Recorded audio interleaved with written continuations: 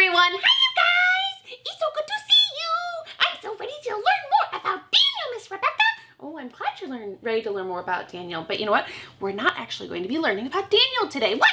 I thought we were doing a whole thing about Daniel! Well, we're doing a whole thing about the book of Daniel. In fact, today, we're going to talk about 3 of Daniel's friends. We met them a few weeks ago. Do you remember their names? I don't remember their names. Do you guys remember their names? Do you guys? Well, we're going to call them by their new names, their Babylonian names, which were Shadrach, Meshach, and Abednego. Does that ring a bell now? That does. They were taken away from their homes in Israel and taken to Babylon, right? That's right. So they'd been taken away from their homes and their families and their friends. Yeah, and that was really sad. And they were taken to a new place, right? Babylon. Yeah, under King Nebuchadnezzar. King Nebuchadnezzar. That's what I said. Yeah, sure. So they were there under King Nebuchadnezzar. King Neb, that's right. Yeah. So they were in Babylon and they found favor. Do you remember that? A few weeks ago, they found favor. That means that the leaders ended up liking them. And the king actually gave them a spot of power. They had several stations. They were in power in different parts of Babylon. Oh, so they were kind of like important? Well, they were a little bit important. They had some power. In fact, we are going to learn now. It's been a few years later. And at this point, King Nebuchadnezzar has done something very foolish. What's that? He has made a big statue, 90 feet tall. That's as tall as a 9-story building. What? That's a really big statue. Yep, a big statue made of gold. And so we're going to be learning about what happened when he made this big statue and what happens with Shadrach, Meshach, and Abednego. Okay? Okay, are you ready? Well, first I want to start with, what do you guys see behind me? What is this? Oh, that's why we had to sit here, because you wanted to tell them about this thingamajigger? Yes, about this thingamajigger. Friends, do you know what this is? Did you say a stove? Oh, yeah, it's a stove. Yep. My mommy always says, never play with the stove. Nope. It could be very dangerous. That's right, it is very dangerous. And why do you think it's very dangerous? She says I could hurt myself. You know, okay, so friends, why could you hurt yourself on a stove? How could that happen? Do you think maybe you could burn yourself? Oh yeah, that stove gets hot, right? That's right. In fact, my stove actually is a gas stove. So it means when it gets hot, there's a fire inside of it. Like a real fire? A real fire. And that can be very dangerous if you're not careful with it. And that's why the stove and the oven both, you have to be very careful and only let grown-ups do it, or do it with grown-ups' permission, right? Yeah, my mommy doesn't let me do it. Well, that's good. So when I turn this on, it can get really hot. Like hot, like a million bajillion degrees hot. Not a million bajillion degrees hot, but hot enough that it could burn me very badly if I decide to touch the inside. You know, I can make it almost 500 degrees. Wow, that's a lot. If you think about it, the hottest day that you're outside might be 105 degrees, 110 degrees, maybe if you live in a really hot space. Oh, that's super sweating time, yeah? Super sweating time. So that's super hot. Now imagine it being 5 times hotter than that. Oh, yeah. When I open that oven and it is 500 degrees, whew, it's like my oven is just going woof. Here's heat. It's so hot. So you have to be very careful with it. Oh, you don't like that. No wonder my mommy says don't play with it. That's why mommy says don't play with it and daddy says don't play with it. Yeah. So we have to be very careful with ovens. Now my oven right now is off. Oh, good. I don't want us to get hurt. I don't want us to get hurt either. But we're going to learn about, also in this story, about kind of like an oven. Something very, very hot. Oh, that sounds scary. Is this going to be a scary story? Well, I don't think it's too scary, but we'll find out about it, okay? Okay, yeah, let's go. All right, so we are now, friends, in chapter 3 in the book of Daniel. So Daniel doesn't show up in this story, but it is in the book of Daniel. Okay. And so in the book here of Daniel, we have the king made a big golden statue. Yeah, you said it was 90 feet tall. That's right, 90 feet tall. And he had all of the different rulers from the different areas come to stand before the statue, because he was going to have all of them bow down and worship the statue. Oh, worship? You mean like saying, praise you, statue, you're amazing and so cool and That's what I mean. But that's silly because a statue can't do anything for you. I know a statue can't do anything for you, but the king was wanting all of his rulers to bow down to the statue because he had made it. He wanted to tell everyone, look at how amazing I am as a king. I had this huge gold statue made, and now I want you to bow down and pray to it. That's silly. I think so too. And in fact, Shadrach, Meshach, and Abednego knew it was silly. In fact, they knew it was more than silly. They knew it was wrong. So they didn't do it? That's right, they didn't do it. You see, when the music played that told everyone to bow down, Shadrach, Meshach, and Abednego, they didn't bow down. Oh, good. Yeah, they knew that they were supposed to be praising and bowing down and praying to only one being. Who was that? Oh, I know. Do you guys know? God, that's right. Yeah, God. The only God. We only are supposed to worship God, right? That's exactly right. And so it said here that all the peoples, nations, and languages fell down and worshipped the golden image that King Nebuchadnezzar had set up, except for Shadrach, Meshach, and Abednego. And we're going to get to the important part of that later, okay? Oh, okay. So everyone's bowed down except for these three.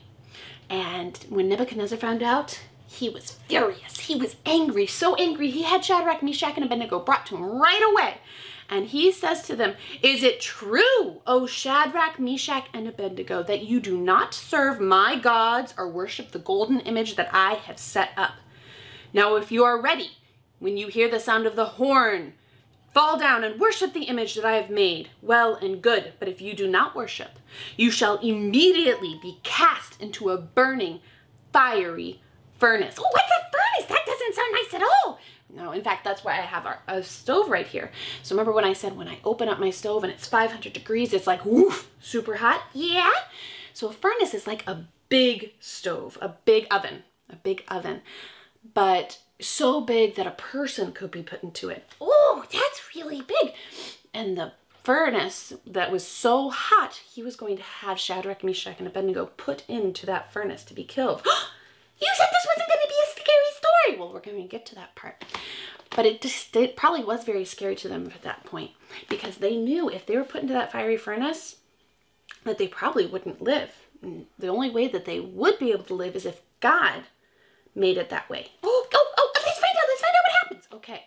And so now the king's given them a second chance to bow down. Do you think they do it? No, I hope not. But I also don't want them going in the furnace. I'm so worried for them. Well, we're going to find out, okay? You ready? You ready, friends? Let's go. And Shadrach, Meshach, and Abednego answered and said to the king, O Nebuchadnezzar, we have no need to answer you in this matter. If this be so, our God whom we serve, so the one true God, is able to deliver us from the burning fiery furnace. So God will rescue them? Well, they say that God can rescue them. But then he says, but if not, be it known to you, O king, that we will not serve your gods or worship the golden image that you have set up. So they weren't certain that God would rescue them. They knew God could rescue them. But that doesn't mean that God would. But did they refuse to worship anyone but our God? Yeah. So they were willing to go to the fiery furnace even if it meant that they would die? Mm-hmm. They wanted to worship God, and they knew the right thing to do, even if it meant going to their death. Oh, does God rescue them? Well, we're going to find out, but I think that's an important thing for us to remember, friends. They weren't certain whether or not God would rescue them, but they trusted that God would be with them no matter what, and we're going to see that happen, okay? Oh, okay.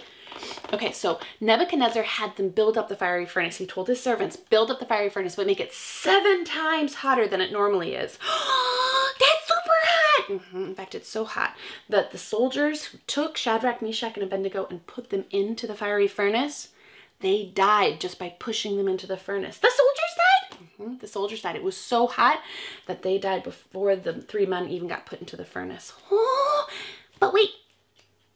Shadrach, Meshach, and Abednego are in the furnace? Mm-hmm. And they're still there and they're walking around?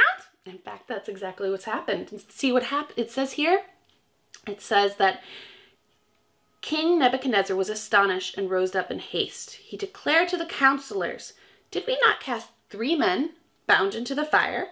They answered and said to the king, true, O king. He answered and said, but I see 4 men, unbound, walking in the midst of the fire, and they are not hurt. Oh, God rescued them? Mm-hmm. They weren't hurt. And the appearance of the 4th is like the son of the gods. Oh, I'm really confused here. There were 3 guys that went in, right? There were 3 guys that went in. And King Nebuchadnezzar, yeah, King Neb said that he saw 4 guys in there? He did. He said that, he was like, wait, we put 1, 2, 3 men into the fiery furnace. Yeah. But I see 1, 2, 3, 4. 4 guys in that furnace. How did that happen? Well, he said he thinks what the 4th man looks like the Son of God. And in fact, what a lot of people who study the Bible think is that this Son of God was the Son of God. Wait. I know who the Son of God is. I know who Jesus is the Son of God. That's right. Some people think that this 4th person in that furnace was the actual Jesus. Jesus in the fire with those 3 men. Now, we're not certain 100% if it was Jesus or if it was an angel, but we know it was God coming to rescue and be with his 3 people, these 3 men. So God did rescue them. Hooray! I'm so excited. So they don't die in the furnace? No. In fact, Nebuchadnezzar says, get those guys out, get them out. And they come out, and not only are they not burnt, they don't even smell like smoke. Not a single hair on their head is burnt. God protected them like, whoa! He did protect them like, whoa, he did. They had trusted that God would do it, and God did. God saved them from that, and Nebuchadnezzar was so amazed. God used this so that Nebuchadnezzar could say to everyone, the God that you serve truly is God above all gods. And he said that any other official in all of Babylon who spoke against Shadrach, Meshach, and Abednego's God, that they would be killed instead of Shadrach, Meshach, and Abednego. So all of this time, Nebuchadnezzar is learning more about who God is. It's taking him a really long time. It is taking him a really long time. It took him many, many years. He saw with Daniel, when Daniel interpreted his dreams, like we learned about last week, he said, oh, your God is really good. He must be a God among many great gods. And now he's saying, oh, there is no other God like your God. In fact, we think that later on in Nebuchadnezzar's life that God really fully changes his heart so that he believes that God is the one true God. Here that hasn't happened, but we see how God uses this story, this experience, to show himself to people who didn't know who he was. Oh, so Shadrach, Meshach, and Abednego go through a scary thing, but God shows himself in it? And Shadrach, Meshach, and Abednego knew that no matter what happened, God would be with them. Whether God let them live and rescued them, or if God let them die in that fiery furnace, they knew God would always be with them, and he was. And we see that his name goes out from there so that a whole bunch of people in Babylon find out about this one true amazing God who's doing amazing miracles. Oh, so God works in so many amazing, crazy ways. It's true. And remember how I said we have one line here that's going to be very important? Oh, yeah. What was it about? Peoples and languages or something? It says all the peoples, nations, and languages fell down and worshiped the golden image that Nebuchadnezzar had set up. Okay. And why is that important? Well, we see in Revelation at the end of the Bible, when God comes back and he's bringing his new kingdom, that every people, nation, tribe, tongue, all of these peoples, nations, and languages, they're bowing down to the true God, not a fake God like what King Nebuchadnezzar made, but everyone is bowing down to the one true, real God. So in this story, we see Jesus, or we see God revealing himself to a whole bunch of people who didn't know him. But in the very end, everyone will know him. And that is really amazing, how God shows himself to everyone. Wow, he really is a great big God. Yep, he is a really big God. And he can do amazing things like rescue someone from a fire, or come and make himself into a person as Jesus and die for us because he wants to have a relationship with us, right? Yeah, and we can't have a relationship with him because we have sin. But Jesus dying on the cross takes that sin away, right? And so Jesus dies on the cross, but he doesn't stay dead, right? No, that's right.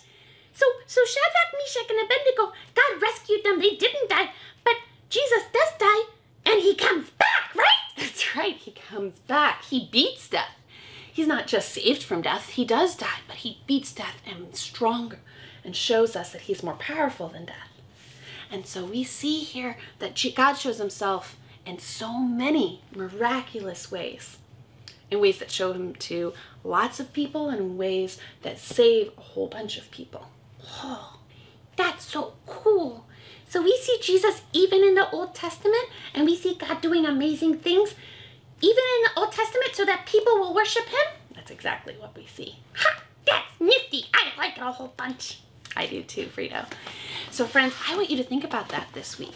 As you think about Shadrach, Meshach, and Abednego, and you think, they trusted God a whole bunch. They knew that God loved them, and they knew that they had a relationship with God, and they knew they were supposed to worship God above all else.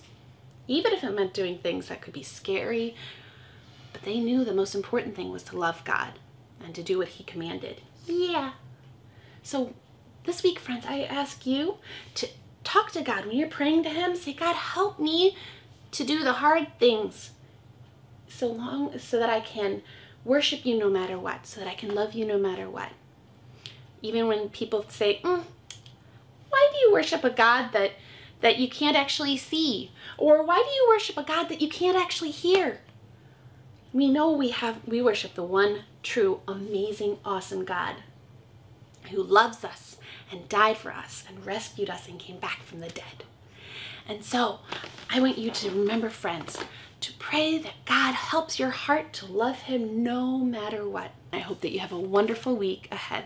And next week, we'll get back to finding out about Daniel and how God rescues him as well. Okay, let's do it. All right, friends. We'll see you next week. Bye. Bye.